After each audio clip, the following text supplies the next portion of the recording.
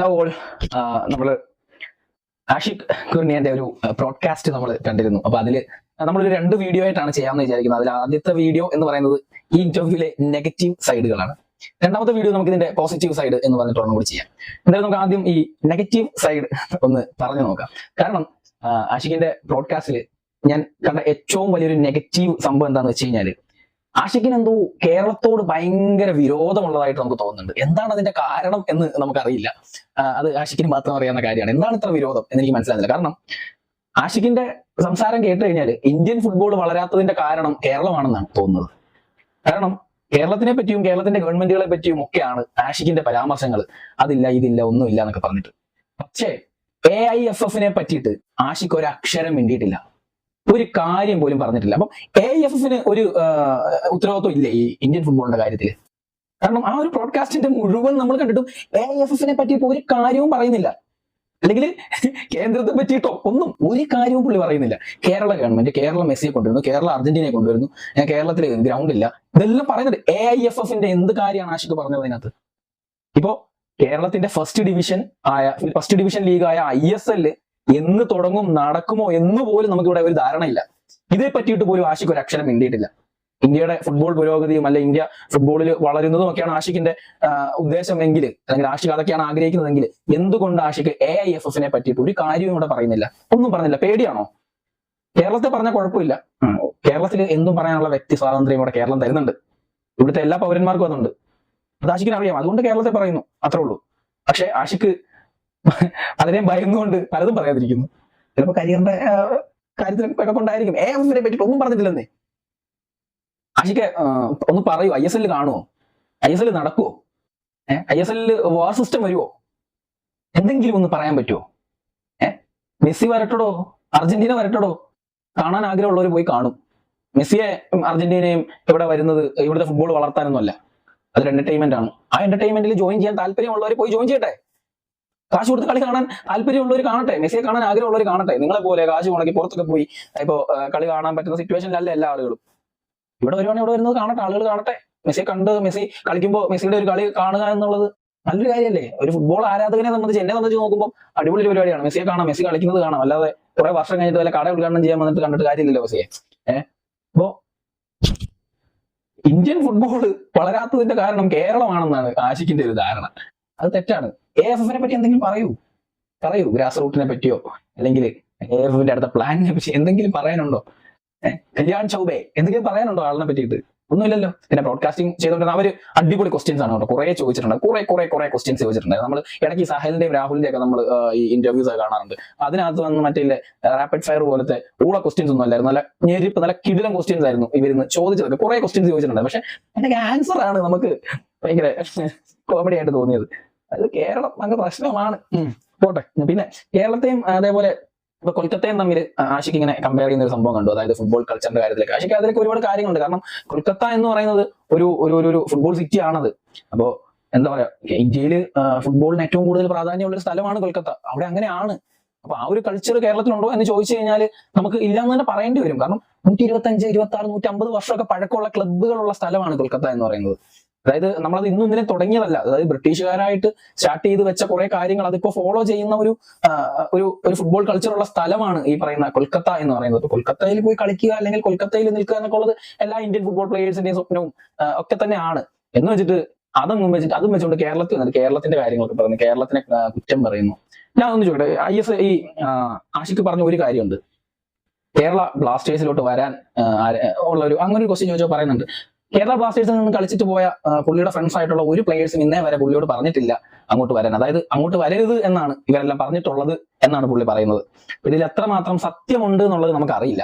അതെന്തു ആയിക്കോട്ടെ. പക്ഷെ ഇത് സത്യമാണെങ്കിൽ ഈ പറയുന്ന പ്ലേയേഴ്സ്, അതായത് നമ്മൾ സഹലിന്റെ ഇന്റർവ്യൂസ് കണ്ടിട്ടുണ്ട്, രാഹുലിന്റെ കണ്ടിട്ടുണ്ട്, അങ്ങനെ പല ബ്ലാസ്റ്റേഴ്സിൽ കളിച്ചു പോയ പല പ്ലേയേഴ്സിന്റെ ഇന്റർവ്യൂസ് നമ്മൾ കണ്ടിട്ടുണ്ട്. ഇവരാരും ബ്ലാസ്റ്റേഴ്സിനെ പറ്റി അങ്ങനെ കുറ്റം പറഞ്ഞത് നമ്മൾ കേട്ടിട്ടില്ല. അപ്പോൾ ആഷിഖ് പറഞ്ഞത് സത്യമാണെന്നുണ്ടെങ്കിൽ ഞാൻ ഇപ്പോൾ ഇവിടെ പറയുന്നു, ഇത്രയും നാൾ നമ്മൾ ഈ കണ്ട സഹലിന്റെയും രാഹുലിന്റെ ഒക്കെ കണ്ട ഇന്റർവ്യൂസ് ഒക്കെ പച്ചക്കള്ളമാണ് സഹലും രാഹുലും ഒക്കെ ഇന്ന് പറഞ്ഞതെന്ന് നമുക്ക് പറയേണ്ടി വരും. അപ്പൊ വെറുതെ പൊക്കി പറഞ്ഞാണോ അപ്പം ഈ സഹലും രാഹുലും ഒക്കെ ഇവിടുത്തെ ഫാൻസിനെ പറ്റിയിട്ടും അല്ലെങ്കിൽ ക്ലബിനെ പറ്റിയിട്ടും അറ്റ്മോസ്ഫിയറിനെ പറ്റിയിട്ടും ഒക്കെ വെറുതെ പറഞ്ഞാണോ? അവര് ഇവിടുത്തെ കോച്ചുമാരെ പറ്റിയിട്ടും ഒക്കെ നല്ല അഭിപ്രായങ്ങളാണ് ഇതുവരെ അവരുടെ എല്ലാ ഇന്റർവ്യൂസിലും പറഞ്ഞിട്ടുള്ളത്. അപ്പൊ ആഷിഖ് പറയുന്നത് വെച്ച് നോക്കുമ്പോൾ അവരന്ന് ആ ഇന്റർവ്യൂസിലൊക്കെ പറഞ്ഞത് കള്ളമാണെന്ന് തന്നെ നമുക്ക് പറയേണ്ടി വരും. അപ്പോ അത് മറ്റൊരു കാര്യം. അങ്ങനെ അങ്ങനെ ഓരോരോ കാര്യം. ഇതിന്റെ ഇടയ്ക്ക് റോഡിനെ പറ്റിയിട്ടൊക്കെ പറയുന്നത് കേട്ടോ ആശി, കേരളത്തിന്റെ റോഡിനെ പറ്റിയിട്ടൊക്കെ. അതിന്റെ സത്യാവസ്ഥയൊക്കെ ഒന്ന് നോക്ക്. ഇപ്പം ഞാനൊരു രാഷ്ട്രീയ പാർട്ടിയെ സപ്പോർട്ട് ചെയ്ത് പറയുകയൊന്നുമില്ല, കാരണം ഞാൻ ഒരു രാഷ്ട്രീയ പാർട്ടിയിൽ ഇല്ല. അപ്പൊ എനിക്ക് അങ്ങനെ ഒരു രാഷ്ട്രീയ പാർട്ടിയെ സപ്പോർട്ട് ചെയ്ത് പറയേണ്ട കാര്യവുമില്ല. പക്ഷെ കമ്പാരിറ്റീവ്ലി ഒരുപാട് മാറ്റങ്ങൾ ഇപ്പോൾ നമ്മുടെ റോഡുകൾക്കൊക്കെ വന്നിട്ടുണ്ട്. ഇപ്പം എന്റെ സ്ഥലം നിൽക്കുന്ന മാവേലിക്കര എന്ന് പറയുന്ന ഈ ഒരു സ്ഥലം തന്നെ എടുത്തു കഴിഞ്ഞാൽ തന്നെ ഇവിടുത്തെ റോഡുകളൊക്കെ അടിപൊളിയാണ്. ഇവിടെ അങ്ങനെ റോഡുകൾക്ക് പ്രത്യേകിച്ച് പ്രശ്നമൊന്നും ഉള്ളതായിട്ട് എനിക്ക് തോന്നുന്നില്ല. കുറെ കമ്പാരിറ്റീവ്ലി കുറെ വർഷങ്ങൾ നമ്മൾ പിന്നിലേക്ക് പോയി കഴിഞ്ഞാൽ കമ്പാരിറ്റീവ്ലി ഇപ്പോൾ അടിപൊളി റോഡുകളാണുള്ളത്.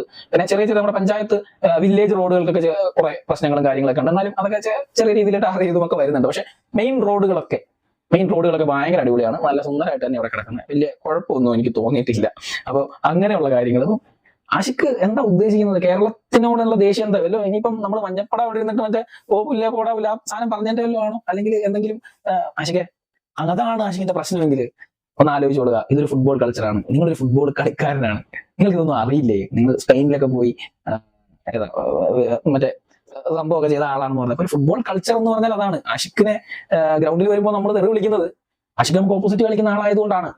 ആഷിക്കിനോട് ഇവിടെ ആർക്കൊരു വിരോധമൊന്നുമില്ല, ആഷിക്കിനോട് ആർക്കൊരു ദേഷ്യമില്ല. പക്ഷെ ഗ്രൗണ്ടിൽ വരുന്ന ആ 90 മിനിറ്റ്, അതായത് എന്റെ ടീമിനെതിരെ കളിക്കുന്നവനെ നമ്മൾ ഹരാസ് ചെയ്യും. നമ്മൾ പലതും പറയും. അവനെ മെന്റലി നമ്മൾ ഡിസപ്പോയിന്റ് ചെയ്യാനും അല്ലെങ്കിൽ അവന്റെ പ്ലേയിങ് സ്റ്റൈലിനെ ഒക്കെ ബാധിക്കാൻ വേണ്ടിയിട്ട് നമ്മൾ പലതും പറയും. അതൊക്കെ ഒരു ഫുട്ബോൾ കൾച്ചറിന്റെ ഭാഗമാണ്. ഒരു എവേ കളിക്കാൻ വരുമ്പോഴത്തേക്ക് ആ മെന്റാലിറ്റിയിൽ വരിക. അല്ലാതെ ഇവിടെ വരുമ്പോഴത്തേക്ക് ഇവിടെ നമ്മൾ മലയാളിയാണെന്ന് പറഞ്ഞിട്ട് ജയ് വിളിക്കണം എന്നൊക്കെ വിചാരിച്ചു കഴിഞ്ഞാൽ അത് നടക്കുന്ന കാര്യമല്ല. അങ്ങനെയല്ല, ഫുട്ബോൾ കൾച്ചർ വേറെയാണ്.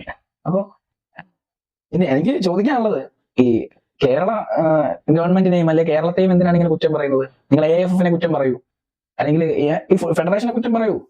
അത് ഇതുവരെ ഒരു വാക്ക് പോലും നിങ്ങൾ പറഞ്ഞിട്ടില്ല. ISL ഉണ്ടോ? ISL നടക്കുവോ?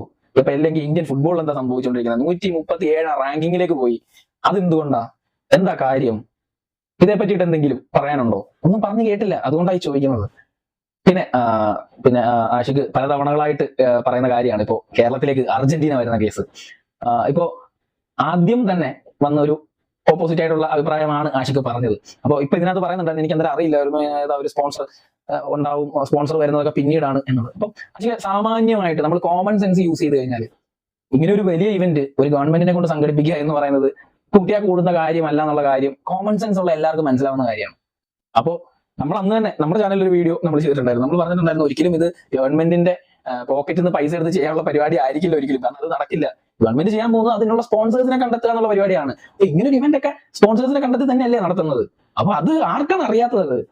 സ്പോൺസറെ അന്വേഷിച്ച് തുടങ്ങുന്നതിന് മുമ്പേ ഇവിടെ അറ്റാക്കിങ് തുടങ്ങിയില്ലേ? അപ്പൊ അർജന്റീന വരുന്നത് കൊണ്ട് എന്താണ് പ്രശ്നം? അർജന്റീന വരുന്നതുകൊണ്ട് എന്തെങ്കിലും ഗുണമുണ്ടോ എന്നൊക്കെ ചോദിക്കുന്നുണ്ട്. അപ്പോ ഒരു ഇവന്റ് ഒരു കമ്പനി ഇവിടെ നടത്തുന്നെങ്കിൽ അല്ലെങ്കിൽ നമ്മൾ നടത്തുന്നെങ്കിൽ അത് എന്താണ് നമ്മുടെ ഫുട്ബോളിന് എങ്ങനെ ഗുണം ചെയ്യാനാണ്? ഇതൊക്കെയാണ്. അപ്പൊ ഗുണമൊക്കെ ചെയ്യും, എങ്ങനെ ഗുണം ചെയ്യും എന്നൊക്കെ ഉള്ള വീഡിയോ നമ്മൾ നേരത്തെ ഇതിനു മുമ്പ് ചെയ്തിട്ടുണ്ട്. ഒന്നുകൂടി ഇന്ന് പറയാൻ വയ്യ. എന്നാലും നമ്മൾ ആലോചിച്ച് നോക്കുക. ഇപ്പൊ നമ്മുടെ കൊച്ചി സ്റ്റേഡിയം അത്യാവശ്യം ഡെവലപ്പ് ചെയ്തുകൊണ്ടിരിക്കുകയാണ്. 70 കോടിയുടെ ഒരു പ്രോജക്റ്റാണ് അവിടെ നടന്നുകൊണ്ടിരിക്കുന്നത്. സോ മെസ്സി വരുന്നു, അർജന്റീന വരുന്നു എന്നതിന്റെ ഭാഗമായിട്ട് തന്നെ ഉണ്ടായ ഒരു പരിപാടിയാണത്. അത് എന്നെ സംബന്ധിച്ച് നോക്കുമ്പോൾ അതൊരു ഡെവലപ്മെന്റ് തന്നെയാണ്.